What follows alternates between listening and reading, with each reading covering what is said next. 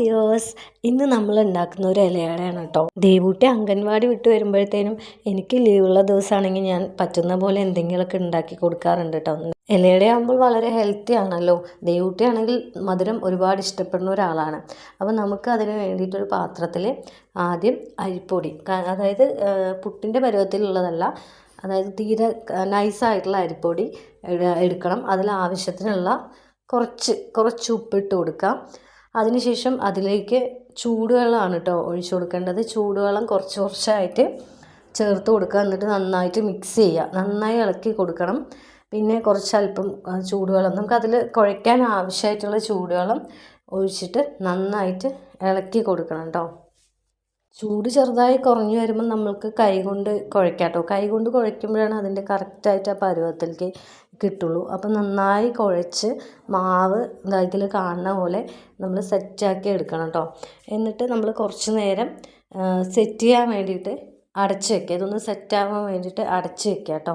ഇലയട എന്ന് പറഞ്ഞാൽ തന്നെ നമുക്ക് പഴയ കാലമൊക്കെ ഓർമ്മ വരുന്നില്ല. എനിക്ക് ഏറ്റവും ഇഷ്ടപ്പെട്ടൊരു വിഭവമാണ്. ഇത് ഹെൽത്തിയാണ്.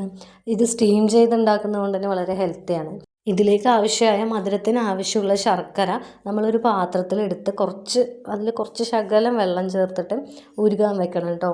നമ്മൾക്ക് മധുരത്തിനനുസരിച്ചുള്ളത് എടുത്താൽ മതി. ഉരുകി കഴിഞ്ഞ് ഒരു 3 മിനിറ്റ് കഴിഞ്ഞാൽ ശർക്കര ഉരുകി വരും. അതിനുശേഷം നമ്മൾ തേങ്ങ ചിരവിയത് ചേർത്ത് കൊടുക്കണം കേട്ടോ. ഇതിപ്പോൾ ഇങ്ങനെ അല്ലാതെയും നമുക്ക് ചെയ്യാം. വേറെ അതായത് ഉരുകാതെയും നമുക്കിത് ഉണ്ടാക്കാം കേട്ടോ. അപ്പോൾ ഇതിലേക്ക് നമ്മളിനി ഏലക്ക ചേർത്ത് കൊടുക്കണം കേട്ടോ. അതിനുശേഷം നന്നായി ഇളക്കി യോജിപ്പിക്കുക കേട്ടോ. ഇത് കുറച്ച് നേരം നന്നായി ഇളക്കി യോജിപ്പിക്കണേ. നമുക്ക് ഇതിങ്ങനെ ശർക്കര ഉരുക്കാതെയും തേങ്ങ ഒന്നും വഴറ്റാതെയും നമുക്ക് തേങ്ങയും ശർക്കരയും ചീകി ഇട്ടിട്ട് നമുക്ക് ഈ ഇലയട ഉണ്ടാക്കാം കേട്ടോ. അത് വേറൊരു ടേസ്റ്റാണ്, ഇത് വേറൊരു ടേസ്റ്റാണ്. രണ്ട് രീതിയിൽ ചെയ്യുകയാണെങ്കിലും നല്ല ടേസ്റ്റാണ് കേട്ടോ. ഇതിലോട്ട് നമുക്ക് കുറച്ച് നെയ്യ് ചേർത്ത് കൊടുക്കാം കേട്ടോ. അപ്പം നല്ല ഒരു ടേസ്റ്റ് കിട്ടും. അതിനുശേഷം നമുക്ക് ഒരു വാഴൻ്റെ ഇലയിലേക്ക് നേരത്തെ കുഴച്ച് വെച്ച മാവിൽ നിന്നും ഓരോ ബൗളുകളായിട്ട് കുറച്ച് മാവ് എടുത്ത് വാഴൻ്റെ ഇലയിൽ പരത്തി കൊടുക്കുക കേട്ടോ. വളരെ കനം കുറച്ച് പരത്തണം, അപ്പോഴാണ് ടേസ്റ്റ് ഉണ്ടാവുക.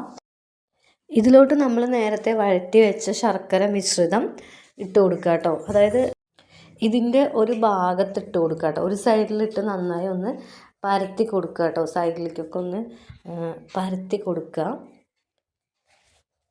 ഇത് മടക്കി കൊടുക്കണം കേട്ടോ. മടക്കി കൊടുത്ത് ഒന്ന് പ്രസ് ചെയ്യുക. അപ്പോൾ ഇത് പുറത്തേക്ക് വരാതിരിക്കാൻ വേണ്ടി ഇതിൽ കാണുന്ന പോലെ മടക്കി കൊടുക്കുക.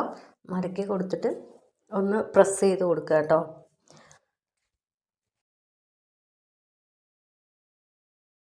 ഇതുപോലെ ബാക്കിയുള്ളത് കൂടി നമുക്ക് പരത്തി സെറ്റ് ചെയ്തെടുക്കാം കേട്ടോ. ബാക്കിയുള്ളത് കൂടി നമുക്ക് ചെയ്തെടുക്കാം.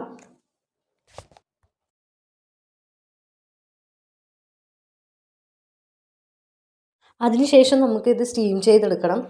ആവിയിലാണ് വേവിക്കുന്നത്. അപ്പോൾ ഇഡ്ഡലി പാത്രത്തിൽ കുറച്ച് വെള്ളം ചൂടാകാൻ വെക്കുക. അതിന് മുകളിൽ ഒരു തട്ട് വെച്ചിട്ട് അതിലേക്ക് നമുക്ക് ഈ സെറ്റ് ചെയ്തെടുത്തിട്ടുള്ള എല്ലാ ഇലയടകളും വെച്ചിട്ട് അടച്ച് വെക്കുക കേട്ടോ.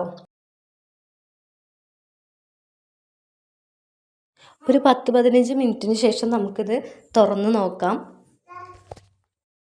ഇലയുടെയൊക്കെ നന്നായിട്ട് വെന്ത് വന്നിട്ടുണ്ട് കേട്ടോ.